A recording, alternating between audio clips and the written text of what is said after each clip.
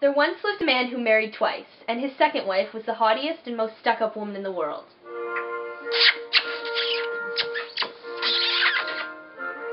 She already had 2 daughters of her own, and her children took after her in every way.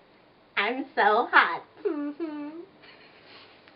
Her new husband's first wife had given him a daughter of his own before she died, but she was a lovely and sweet-natured girl, very like her own natural mother, who had been a kind and gentle woman. 3. The second wedding was hardly over before the stepmother showed her true colors. Her new daughter was so lovable that she made her own children seem even more unpleasant.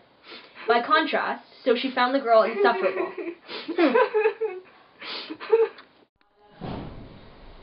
She gave her all the rough work about the house to do, washing the pots and pans, cleaning out Madame's bedroom, and those of her stepsisters, too. She slept at the top of the house in a garret on a thin, lumpy mattress, while her stepsisters had rooms with fitted carpet, soft beds, and mirrors in which they could see themselves from head to foot.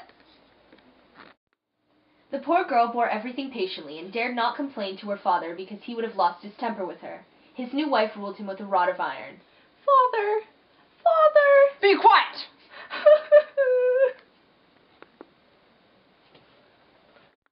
When the housework was all done, she would tuck herself away in the chimney corner to sit quietly among the cinders, the only place of privacy she could find, and so the family named her Cinderbridges. But the younger sister, who was less spiteful than the older one, changed her nickname to Cinderella. Yet even in her dirty clothes, Cinderella could not help but be 100 times more beautiful than her sisters, however magnificently they dressed themselves up. I'll call you Cinderella. Oh. The king's son decided to hold a ball to which he invited all the aristocracy. Our 2 young ladies received their invitations, for they were well-connected, busy, and happy. They talked about nothing except what they were going to wear. I shall wear my red velvet with lace trimming. Well, I shall wear just a simple skirt, but put my coat with the golden flowers over it. And of course, there's always my diamond necklace, which is really rather special. Oh, that's first. They called Cinderella to ask for her advice because she had excellent taste. Cinderella helped them to look as pretty as they could, and they were very glad of her assistance, although they did not show it.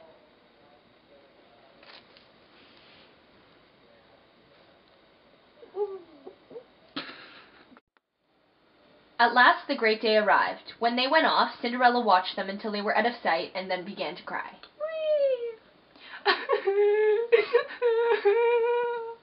Her godmother saw how she was crying and asked her what the matter was. I want to. But Cinderella was crying so hard she could not get the words out. I think you're crying because you want to go to the ball. Yes. If you're a good girl, I'll send you there. Cinderella, I need you to go into the garden and pick me a pumpkin. Then I need 6 live mice. After that I need 1 rat and 6 lizards. Okay. There you go. There you are. Now you can go to the ball. Aren't you, please? Yes! The godmother had only to touch her with her ring,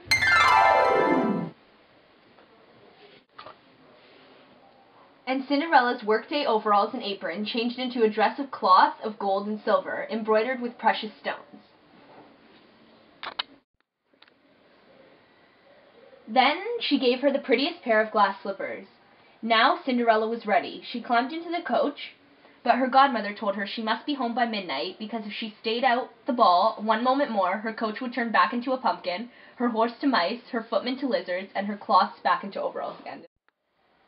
As soon as they saw Cinderella, an enormous silence ceased. The dancing ceased, the fiddlers forgot to ply their bows, as the entire company gazed at this unknown lady. The only sound in the entire ballroom was a confused murmur.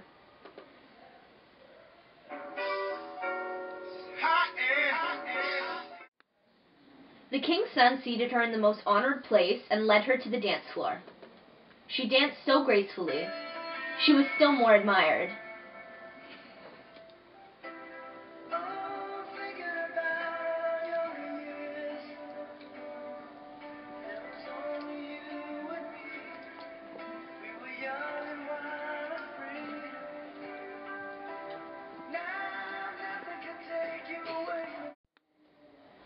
She herself went and sat beside her sisters and devoted herself to entertaining them. She shared the oranges and lemons that the prince had given her with them, and that surprised them very much, for they did not recognize her.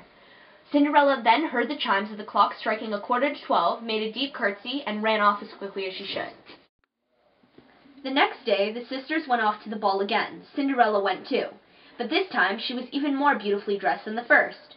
The king's son did not leave her side and never stopped paying her compliments, so that the young girl was utterly absorbed in him, and time passed so quickly that she thought it must still be 11 o'clock when she heard the chimes of midnight. She sprang to her feet and darted off as lightly as a doe. And the prince sprang after her, but could not catch her. In her flight, however, she let one glass slipper fall.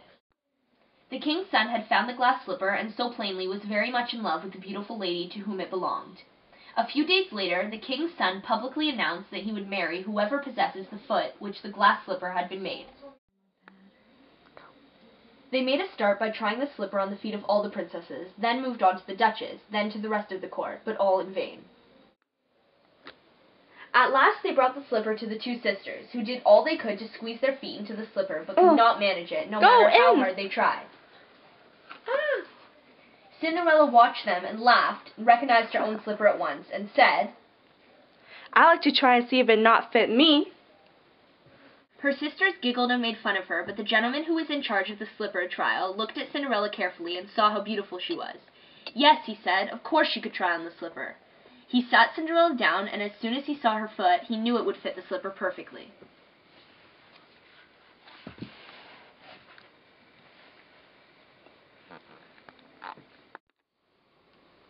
At that, the godmother appeared. She struck Cinderella's overalls with her ring, and at once the old clothes were transformed to garments more magnificent than all her ball dresses. Then her sisters knew she had been the beautiful lady they had seen at the ball. They threw themselves at her feet to beg her for forgiveness and the bad treatment she had received from them. Cinderella raised them up and kissed them, and said she forgave them with all her heart and wanted them only to love her. Cinderella, who was as good as she was beautiful, took her sisters to live in the palace and arranged for both of them to be married on the same day to great lords. Would he say he's in L-O-V-E? Well, if it was me. Cinderella watched them and said,